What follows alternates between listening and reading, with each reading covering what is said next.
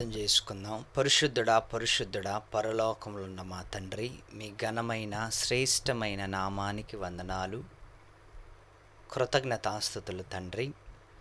మీ వాక్యాన్ని ముందుంచుకొని మేము ఆలోచిస్తున్నాం నాయన. సమాజానికి మంచి సంగతులను బోధించటానికి సహాయమును దయచేయండి. మీరే కృప చూపించండి, కనికరించండి. కావలసిన శక్తిని, జ్ఞానమును మాకు అనుగ్రహించమని కోరుకుంటూ ఈ ప్రార్థన క్రీస్తు వారి పేరట మీకు సమర్పిస్తున్నాం తండ్రి. ఆమేన్.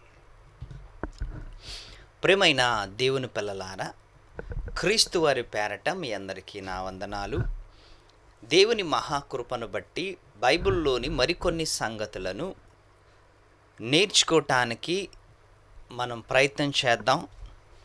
దేవుడిచ్చిన 66 పుస్తకాలలో ప్రతి మాటని కూడా చక్కగా నేర్చుకుంటూ సమాజంలో దేవుడికి ఉపయోగకరముగా మనం నిలవటానికి ప్రయత్నం చేయాలి.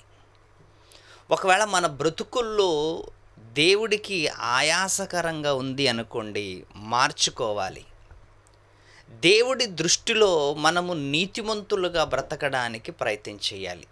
విశ్వాసులుగా జీవించటానికి ప్రయత్నం చేయాలి. నమ్మకస్తులుగా బ్రతకడానికి ప్రయత్నం చేయాలి. దేవుడు అలాంటి వారిని ఎక్కువగా ఇష్టపడతాడు అని కూడా మనకు లేఖనాలు సెలవిచ్చింది. తిరుగుబోతూ, తాగుబోతూ, దొంగ, దోపిడీ ఇవన్నీ కూడా సమాజానికి అసహ్యమైన కార్యాలు. సమాజం వీటిని మెచ్చుకోదు.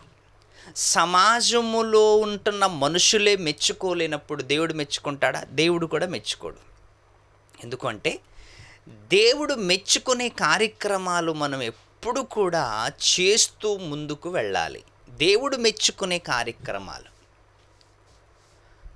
సమాజంలో మనం చేస్తున్న కార్యక్రమాలు కొందరు మెచ్చుకోవచ్చు, కొందరు తృణీకరించవచ్చు. కొందరు శబాష్ అనొచ్చు, కొందరు చెడ్డవాడు అనొచ్చు. కానీ దేవుడు మనకిచ్చిన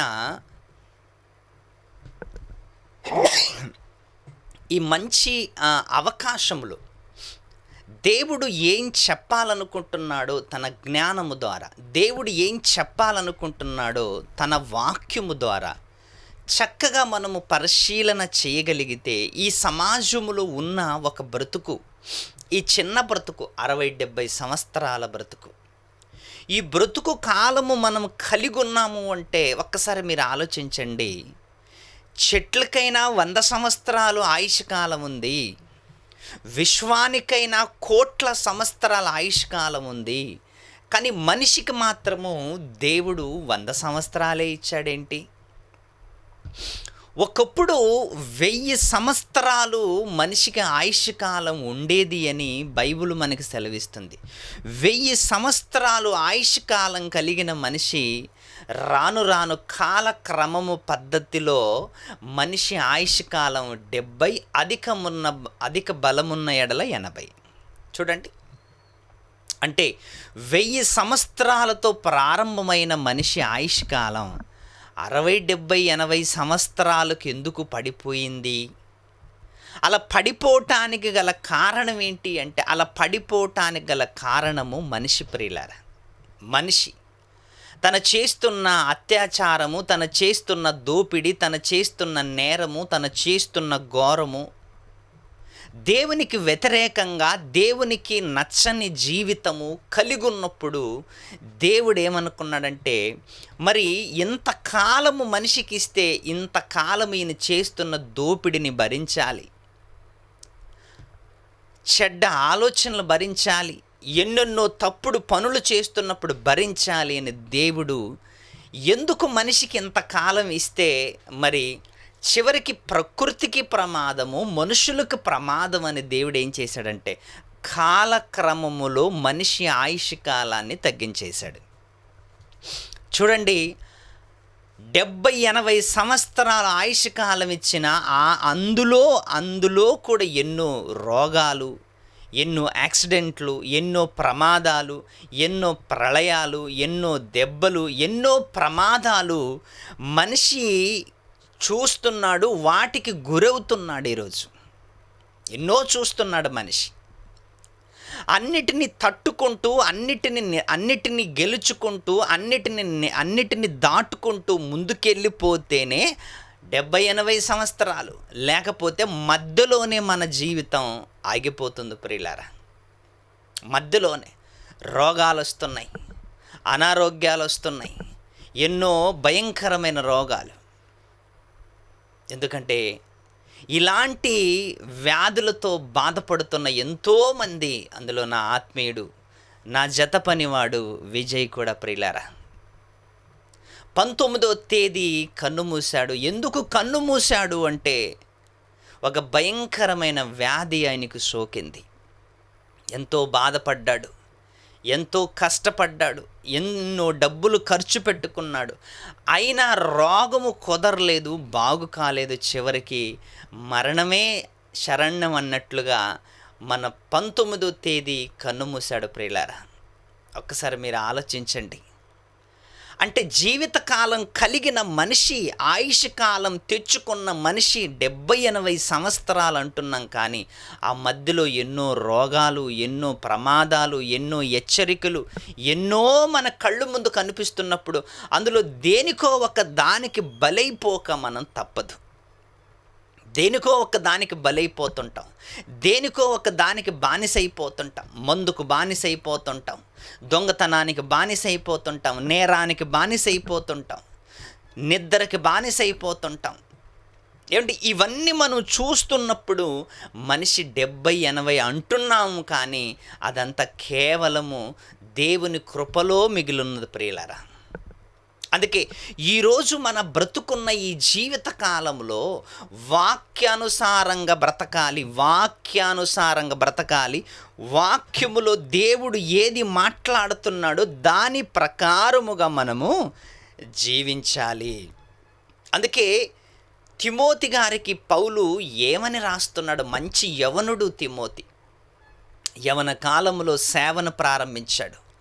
యవన కాలంలో పౌలు గారితో పరిచర్యలో తిరిగాడు, పౌలు గారితో పరిచర్య ప్రారంభించాడు. యవన కాలములో ఉన్న తిమోతి గారికి పౌలు గారు ఒక మంచి మాటని వ్రాస్తున్నాడు. ఆ మాటని ఈరోజు మనం చదువుకొని కొన్ని విషయాలను మనం జ్ఞాపకం చేసుకుందాం. మొదటి తిమోతి రాసిన పత్రిక, ఫస్ట్ లెటర్స్, మొదటి తిమోతి రాసిన పత్రిక 4వ అధ్యాయము.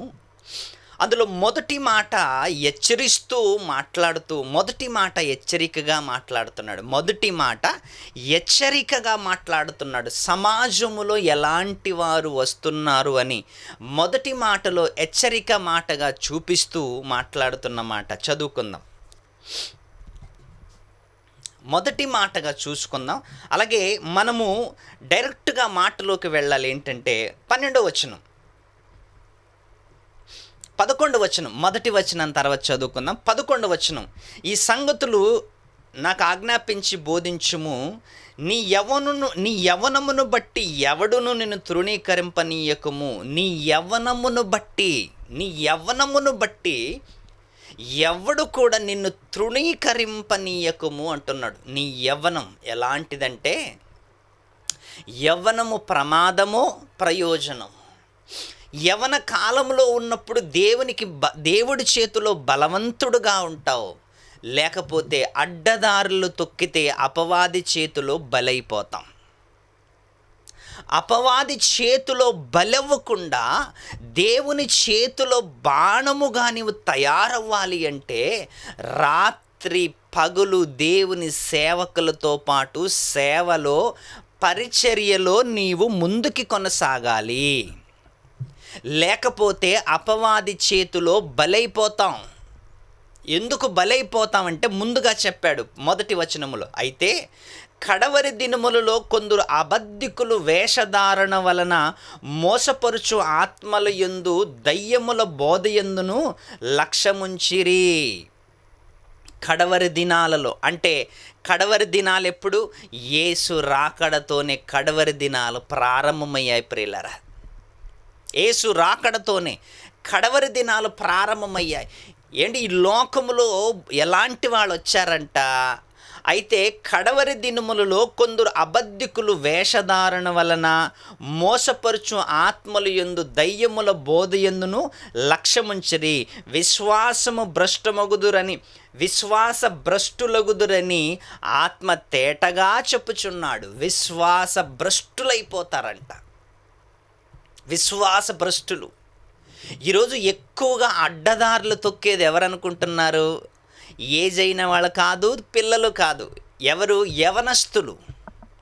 అడ్డదారులు తొక్కటం, అడ్డదారులోకి వెళ్ళిపోవటం, ప్రేమ అని, దొంగతనం అని, దోపిడీ అని, ఉద్యోగమని, రాజకీయమని, సినిమాలోకి వెళ్ళాలని ఎన్నెన్నో కోరికలతో ప్రపంచంలోకి అడుగుపెట్టారు యువతరం. అలాంటి యువతరాన్ని బాగు చేయటానికి ఎవ్వడు కూడా పట్టించుకోవటం లేదు. యువతరాన్ని వాడుకుంటున్నారే కానీ, యూత్ని బాగు చేసే వాళ్ళు ఎక్కడున్నారు చెప్పండి? యూత్ని బాగు చేయాలి.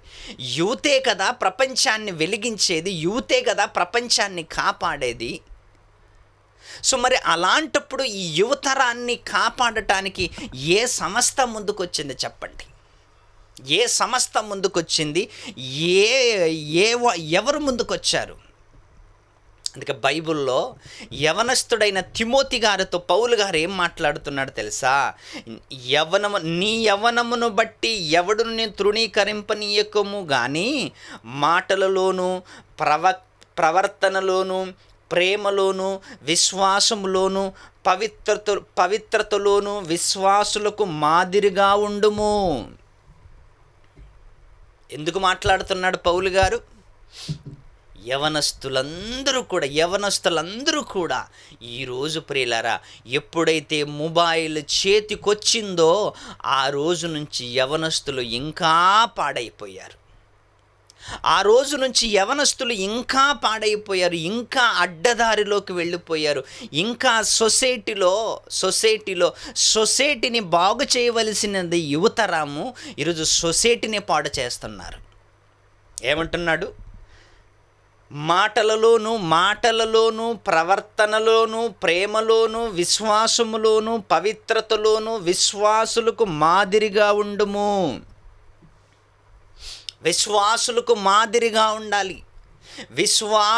విశ్వాసులతో కలిసిపోకూడదు, విశ్వాసులకి మాదిరిగా ఉండాలంటున్నాడు పౌలు గారు. ఈరోజు పరిచర్య చేసేవాళ్ళు చూడండి, పరిచర్యలో ఉంటున్న వారి గురించి మాట్లాడుతూ విశ్వాసులకి మాదిరిగా ఉండాలి, రోల్ మోడల్గా ఉండాలి. అందుకే పౌలు గారు ఏమన్నారు తెలుసా? నేను క్రీస్తుని పోలి నడుచుకున్నాను అంటున్నాడు. నా రోల్ మోడల్ ఎవరు అంటే క్రీస్తు వారు. నేను క్రీస్తుని పోలి నడుచుకున్న ప్రకారము మీరు నన్ను పోలి నడుచుకోండి. మరి తిమోతి గారికి, యవనుడైన తిమోతి గారితో ఏం మాట్లాడుతున్నాడు? యవనస్తుడైన తిమోతి గారితో ఏం మాట్లాడుతున్నాడు? విశ్వాసులకు మాదిరిగా ఉండు అంటున్నాడు. విశ్వాసులకు నువ్వు మాదిరిగా ఉండాలి. విశ్వాసులు నిన్ను చూస్తే ఈ వాక్యము నేర్చుకోవాలి. విశ్వాసులు నిన్ను చూస్తే భయపడాలి. విశ్వాసులు నిన్ను చూస్తే సంఘములో సైలెంట్గా ఉండాలి. తిమోతి ఏమంటున్నాడు? నీ యవ్వనమును బట్టి ఎవడును నేను తృణీకరింపనీయకము. నీ యవ్వనములో నీవు సేవలో దిగుతున్నావు, యవ్వనములో సేవ ప్రారంభిస్తున్నావు. నీ యవ్వనాన్ని బట్టి ఎవడు నిన్ను తృణీకరించనీయకము. ఎందుకు అంటే యవ్వనములో ఎన్నో ప్రమాదాలు జరుగుతాయి, ఎన్నో ఇన్సిడెంట్ జరుగుతాయి, ఎన్నో మన జీవితంలో కనిపించలేనివి ఎన్నో జరుగుతుంటాయి. యవ్వనములో ఎవరితో అమ్మాయిలతో మాట్లాడిన ప్రమాదమే. యవ్వనములో ఎవరితో గట్టిగా మాట్లాడిన ప్రమాదమే. యవ్వనములో ఎవరింటికి వెళ్ళినా ప్రమాదమే. యవ్వనములో ఎక్కడ తిరిగినా ప్రమాదమే. యవ్వనములో ఎవరితో గొడవ పడినా ప్రమాదమే. చూసావా? అంటే యవ్వనములో ఉన్నప్పుడు నీవు ఎవరితో మాట్లాడుతున్నావు, ఎవరితో తిరుగుతున్నావు, నీ సాంగత్యం ఏంటి, నీ సంసారం ఏంటి, నీ పరిచర్య ఏంటి, ఇవన్నిటిని నీ దృష్టిలో పెట్టుకోవాలి తిమోతి. యవ్వనమును బట్టి నిన్ను తృణీకరింపనీయకము. నువ్వు యవనములో ఉన్నావా, పరుగులు తీస్తున్నావా, అయితే అపవాది నిన్ను చిక్కించుకోవటానికి ప్రయత్నం చేస్తాడు. నువ్వు మంచి అందగాడివా, అమ్మాయిలు నిన్ను వలలో వేసుకోవటానికి ప్రయత్నం చేస్తారు. నువ్వు బలమైన విశ్వాసివా, అపవాది వలలో వేసుకోవటానికి ప్రయత్నం చేస్తాడు. అందుకే ఏమంటున్నాడు బైబిల్లో, మాటలో కానీ, ప్రవర్తనలో కానీ, ప్రేమలో కానీ, విశ్వాసములో కానీ, పవిత్రతలో కానీ విశ్వాసులకు మాదిరిగా ఉండుము. నేను వచ్చే వరకు చదువుట ఎందును, నేను వచ్చే వరకు చదువుట ఎందును, హెచ్చరించుట ఎందును, బోధించుట ఎందును జాగ్రత్తగా ఉండుము. నేను వచ్చే వరకు సంఘాన్ని నీకు అప్పగించి వెళుతున్నాను, సంఘాన్ని నీ చేతిలో పెట్టి వెళుతున్నాను. నేను వచ్చే వరకు నేను చెప్పిన ప్రతి మాట కూడా. ఈరోజు చూడండి, కాపరి విశ్వాసులైన వాళ్ళకి, పెద్దలైన వాళ్ళకి కాపరి సంఘాన్ని అప్పగించి వెళ్ళి ఏదో బయటికి వెళ్ళిపోతే వచ్చేలోపు సంఘాన్ని 4 ముక్కలు చేసి ఉంటారు. విశ్వాసుల్లో బలహీనత చూపించుంటారు, విశ్వాసులతో విభేదాలు పెట్టింటారు. అందుకే ఏమంటున్నాడు, నేను వచ్చే వరకు చదువుకోవాలి. నీవు ఏమంటున్నాడు, కింద చదువుకుందాం. నేను వచ్చు వరకు చదువుట ఎందును, హెచ్చరించుట ఎందును, బోధించుట ఎందును జాగ్రత్తుండుము. బోధించే విషయములో, చదివే విషయములో, హెచ్చరించే విషయములో జాగ్రత్తగా ఉండు. వాళ్ళకి నువ్వు మాదిరై ఉండు తిమోతి అంటున్నాడు పౌలు గారు. మాదిరై ఉండు. యవనస్తులు దేని చేత తమ నడకను శుద్ధిపరుచుకుంటారు? వాక్యము చేతనే కదా. వాక్యము చేతనే కదా తిమోతి గారు పౌలు గారు వెంట ఉండి ఉండి ఉండి చివరికి సేవకుని దశలోకి మారాడు, సేవకుడుగా మారాడు, సేవలో ఎదుగుతున్నాడు. అందుకే చాలామంది ఈరోజు ఏం చేస్తున్నారంటే, సంఘంలో నేనుండాలి, నా కొడుకు ఉండాలి, నా కొడుకు ఉండాలి అనుకుంటారు. దేవుడి చిత్తం అది కాదయ్యా. దేవుని చిత్తం అది కాదు. సంఘములో ఎవరుండాలో దేవుడు నిర్ణయిస్తాడు. సంఘాన్ని ఎవరు నడిపించాలో దేవుడు నిర్ణయిస్తాడు. నీ కొడుకు, నీ కూతురు ఇలాంటి వాళ్ళ కాదు. సంఘాన్ని నడిపించే నాయకుడు దేవుడు రెడీ చేస్తాడు. అందుకే దేవుడు రెడీ చేస్తున్నాడు అంటే మనము జాగ్రత్తగా ఉండాలి. అందుకే పౌలు గారి కాలం దగ్గర అయిపోయింది. పౌలు గారి కాలం దగ్గర అయ్యే కొద్దీ సేవకుల్ని తయారు చేస్తున్నాడు. ఆయన సేవకులను తయారు చేస్తున్నాడు. ఏమని? నేను వచ్చే వరకు చదువుట ఎందును, హెచ్చరించుట ఎందును, బోధించుట ఎందును జాగ్రత్తగా ఉండుము తిమోతి. జాగ్రత్తగా ఉండాలి నీవు. ఎందుకంటే మొదటి మాటలో చెప్పాడు కదా, ఏమని? అయితే కడవరి దినములలో కొందరు అబద్ధికులు వేషధారణ వలన మోసపరుచుచు ఆత్మల యందు దయ్యముల బోధ ఎందును లక్ష్యముంచిరి, విశ్వాస భ్రష్టులగుదురని ఆత్మ తేటగా చెప్పుచున్నాడు. ఆ అబద్ధికులు వాత వేయబడిన మనస్సాక్షి గలవారై వాత వేయబడ్డదంట వాళ్ళ మనస్సాక్షికి. అలాంటి వాళ్ళు ఉన్నారు, అలాంటి వాళ్ళు బయలుదేరారు, అలాంటి వాళ్ళు తిరుగుతున్నారు. అందుకే నీకు సంఘాన్ని అప్పగించి వెళుతున్నాను, జాగ్రత్త. సంఘాన్ని నీ చేతిలో పెడుతున్నాను, జాగ్రత్త. ఒక తిమోతి కానీ, ఒక తీతు కానీ పౌలుతో పరిచర్య చేసిన వాళ్ళు పౌలుకి చాలా నమ్మకస్తులుగా ఉన్నారు. వెన్నుపోటు పొడిచే రకం కాదండి. పౌలు గారికి వెన్నుపోటు పొడిచే రకం కాదు, అవసరమైతే ప్రాణాలిచ్చే రకం పౌలు గారు వెంట ఉన్నవాళ్ళు. అవసరమైతే ప్రాణాలిచ్చేవాళ్ళు పౌలు వెంట ఉన్నవాళ్ళు, వెన్నుపోటు పొడిచేవాళ్ళు కాదు. ఈరోజు మన వెనకాల ఉంటున్న వాళ్ళు ఎవరో తెలుసా? మన ముందు ఒకలాగా, మన వెనకాల ఒకలాగా. మన ముందు ఒకలా మాట్లాడతారు, మన వెనక ఒకలా మాట్లాడతారు. చివరికి మన వెన్నుపోటు పొడవటానికి మన వెనకలే నిలుచుంటారు మన వాళ్ళే. అలా యూదా చేశాడు కదా. యేసుక్రీస్తుతో ఉండి యేసుక్రీస్తుతో తిరిగి యేసుక్రీస్తుతో మాట్లాడి యేసుక్రీస్తు బాటలో నడిచిన యేసుక్రీస్తునే చివరికి డబ్బుల కోసం అమ్మేసినట్లుగా మనం కనిపిస్తుంది.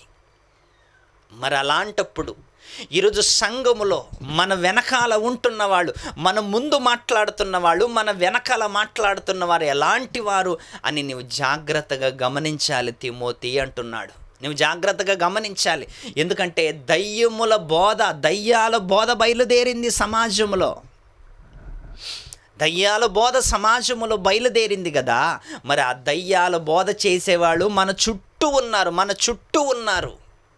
అలాంటి నీడ కూడా సంఘస్థుల పైన పడకుండా, అలాంటి వారి నీడ కూడా సంఘస్థుల పైన పడకుండా హెచ్చరించట ఎందును, చదువుట ఎందును, బోధించట ఎందును జాగ్రత్త పడు. వారికి నువ్వు మాదిరిగా ఉండాలి, వాళ్ళకి నువ్వు రోల్ మోడల్గా ఉండాలి, మాదిరిగా ఉండాలి. లేకపోతే నక్కలు వచ్చి ఎత్తుకుపోయినట్లు ఎత్తుకుపోతాయి గొర్రెల్ని. తోడేళ్ళు వచ్చి ఎత్తుకుపోయినట్లు గొర్రెలను ఎత్తుకొని పోతుంటాయి. సంఘాలను విడదీస్తున్నారు. సంఘములో ఏదైనా ఒక సేవకుని వాక్యం చెప్పటానికి ఇన్వైట్ చేస్తే వచ్చిన స్పీకరు సంఘాన్ని బలపరిచి వెళ్ళాలి, కానీ సంఘంలో ఉంటున్న వారిని ఎత్తుకొని వెళ్ళిపోకూడదు. ఈరోజు అలాగే జరుగుతుంది. సంఘములోకి వాక్యాన్ని చెప్పటానికి ఇన్వైట్ చేస్తే సంఘములో ఉన్న వాళ్ళనే ఎత్తుకొని వెళ్ళిపోతున్నారంటే ఇదొక రకమైన తోడేలు అన్నమాట. ఇదొక రకమైన తోడేలు. అందుకే చూడండి, ఈరోజు చాలా చర్చెస్లో ఫ్రంట్ లైన్ చర్చెస్లో ఎవరు బోధకులను పిలవరండి. ఎందుకు పిలవరంటే ఎవడో ఒకడు వస్తాడు గాలి మాటలు చెప్తాడు, వచ్చి నలుగురిని ఎంట పెట్టుకుని వెళ్ళిపోతాడు.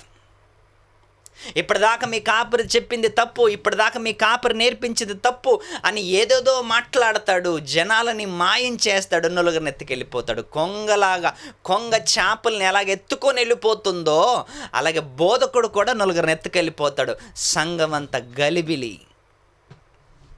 అందుకే ప్రియులారా, పౌలు గారికి ఎన్ని హెచ్చరికలతో మాట్లాడుతున్నాడు. పౌలు గారు తిమోతి గారికి ఎన్ని హెచ్చరికలతో మాట్లాడుతున్నాడు. మాటల్లో, ప్రేమలో, విశ్వాసములో అన్నిటిలో నీవు మాదిరిగా ఉండాలి తిమోతి అని తిమోతి గారికి ఎంత మంచి మాటలు మాట్లాడుతున్నాడు. అదే కదా ప్రియులారా, సంఘాన్ని బలపరుచుకోవటం, సంఘాన్ని కాచుకోవటం, సంఘాన్ని దేవుని మార్గములు నడిపించటం మన బాధ్యత కదా. అందుకే ఎప్పుడు కూడా దేవుని వాక్యాన్ని చదువుతున్నప్పుడు, దేవుని మాటల్ని చదువుతున్నప్పుడు చాలా చక్కగా నేర్చుకుంటూ, చాలా చక్కగా బోధించటానికి ప్రయత్నం చేయాలి. విశ్వాసులకి మాదిరిగా ఉండాలి. విశ్వాసులతో కలిసిపోకూడదు, విశ్వాసులకి మాదిరిగా ఉండాలి. విశ్వాసులతో కలవకూడదు. ఎందుకు కలవకూడదంటే విశ్వాసులతో ఎందుకు కలవకూడదంటే విశ్వాసులకి నువ్వు మాదిరిగా ఉండాలి. ఎలా మాదిరిగా ఉండాలి? వాళ్ళతో మందు కొడుతున్నప్పుడు మందు కొట్టమని కాదు, వాళ్ళు షికార్లకు వెళ్తున్నప్పుడు షికార్లకు వెళ్ళమని కాదు, వాళ్ళు లేనిపోని మాట్లాడుతున్నప్పుడు ఆ మాటల్లో ఇన్వాల్వ్ అవ్వమని కాదు. వాక్యాన్ని బోధించేవాడు ప్రతి విషయంలో జాగ్రత్త పడాలి. ప్రతి విషయంలో జాగ్రత్త పడుతూ సంఘస్థులకి, విశ్వాసులకి మాదిరిగా ఉండేలాగా. ఏమంటున్నాడు? 6వ అధ్యాయము 11వ వచనం, దైవజనుడా నీవైతే పౌలు గారు తిమోతి గారికి మాట్లాడుతున్నాడు. దైవజనుడా నీవైతే వీటిని విసర్జించి నీతిని, భక్తిని, విశ్వాసమును, ప్రేమను, ఓర్పును, సాత్వికమును సంపాదించుకున్నటకు ప్రయాసపడుము. అవన్నీ విడిచిపెట్టి ఏటివంటే పైన చెప్పాడు. దైవజనుడా నీవైతే విశ్వాసులు కాదు, దైవజనుడితో చెప్పుతున్న మాటలు, దైవజనుడితో పౌలు గారు చెప్పుతున్న మాటలు. దైవజనుడా నీవైతే వీటిని విసర్జించి ఏంటి విసర్జించి అన్న పదం దగ్గర ఒక చిన్న అంకేసాడు చూడండి, ఒక చిన్న అంకేసి మాట్లాడుతున్నాడు. మూల భాషలలో విడిచి పారిపోము అంటున్నాడు. విడిచి పారిపో. విసర్జించటం అంటే విడిచి పారిపోవాలి నువ్వు. వేటిని? ధనాపేక్ష, ఇంకా కీడులు, మూలము, సమస్తం దానిని ఆశించక. ధనాపేక్ష పెద్ద ప్రమాదం. అవిశ్వాసులతో జోడి. ఇవన్నీ పైన చెప్పిన వాటన్నిటిని ఏమేమి చెప్పాడు? 9వ వచనం చదువుకుందాం. 6వ అధ్యాయం 9వ వచనం. ధనవంతులగుటకు ఆపేక్షించువారు శోధనలోను, ఉరిలోను, అవివేక యుక్తములను, హానికరములైన అనేక దురాశలోను పడుదురు. అట్టివి మనుషులను నాశనములో ముంచివేయను. ఎందుకనగా ధనాపేక్ష సమస్తమైన కీడులకు మూలము. కొందరు దానిని ఆశించి విశ్వాసములో నుండి తొలగిపోయి నానా బాధలతోనూ తమను తాము పొడుచుకొనిరి. నానా బాధల్లో పడ్డారంట. తమను తాము ఏం చేసుకున్నారంట? పొడుచుకొని చచ్చిపోయారంట. ధనాపేక్ష అలాంటిది. ఇంకపోతే సేవకుడికి ధనాపేక్ష అనేది ఉండకూడదు. సేవకునికి ధనాపేక్ష ఉంటే సేవ చెయ్యలేడు. అందుకే సంఘము నీకు ఎంతవరకు సపోర్ట్ చేస్తుందో అందులోనే తృప్తిగా ఉండు. సంఘము నిన్నెంతవరకు పోషిస్తుందో అందులోనే తృప్తిగా ఉండు. లేనిపోని అడ్డదారిలో పడిపోయి సంఘాన్ని పాడు చేసుకొని నీకు నీవే హానికరం చేసుకున్నావనుకో, దేవుడికి లెక్క చెప్పాలి. అందుకే దైవజనుడా నీవైతే వీటిని విసర్జించి నీతిని, భక్తిని, విశ్వాసమును, ప్రేమను, ఓర్పును, సాత్వికమును సంపాదించుకున్నటకు ప్రయాసపడుమన్న దగ్గర ఇంకొక 2 అంకేశాడు. మూల భాషలో వెంటాడుము అంటున్నాడు. వెంటాడాలి, పారిపోవాలి. వాటి కోసం పారిపోవాలి, వీటి కోసం వెంటాడాలి. అందుకే పౌలు గారు తిమోతి గారికి యవనస్తుడు కాబట్టి అబద్ధికులు వచ్చారు, దయ్యపు బోధ చేసేవాళ్ళు వచ్చారు, దయ్యాల బోధ బయలుదేరింది కాబట్టే పౌలు గారు తిమోతి గారికి గట్టిగా హెచ్చరిస్తున్నాడు. ప్రియులారా, చదువుట యందు, విశ్వాసమందు, బోధ చేయుట యందు జాగ్రత్త పడు తిమోతి. ఈరోజు మనమైనా విశ్వాసులుగా ఉంటున్న మనం, సేవకులుగా ఉంటున్న మనము నమ్ముకున్న యేసు ప్రభు వారిని సర్వలోకానికి ప్రకటిస్తూ మన జీవితంలో ఒకటి లక్ష్యంగా ఉంచుకోవాలి. ఎప్పటికైనా నేను దేవుని సన్నిధికి చేరుకోవాలి. ఎప్పటికైనా అవిశ్వాసుల్ని విశ్వాసులుగా మార్చాలి. ఎప్పటికైనా అందరూ దేవుడి దగ్గరికి వెళ్ళాలన్న ఆలోచనతో ఏ సేవకుడైనా బ్రతకాలి. ఈ భూమి మీద కొంతకాలమే, ఈ భూమి మీద ఉన్న కొంతకాలము దేవుడి కోసం నమ్మకంగా బ్రతుకుదాం. ఆకలి, దప్పులు, కష్టాలు, ఇబ్బందులు, నష్టాలు, రోగాలు, శ్రమలు ఎన్నో మనకి ఎదురవుతుంటాయి. వీలైతే వాటినన్నిటిని తట్టుకునే శక్తిని దేవా నాకు దయచేయి అని ప్రార్థిద్దాం.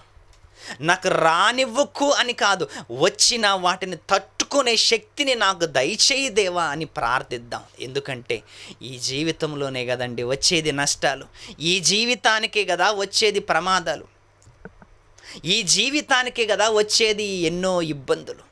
అలాంటప్పుడు రానివ్వండి, ఎదుర్కొందాం, రానివ్వండి, తట్టుకుందాం, రానివ్వండి, భరించుకుందాం, దేవుడి కోసం బ్రతుకుదాం.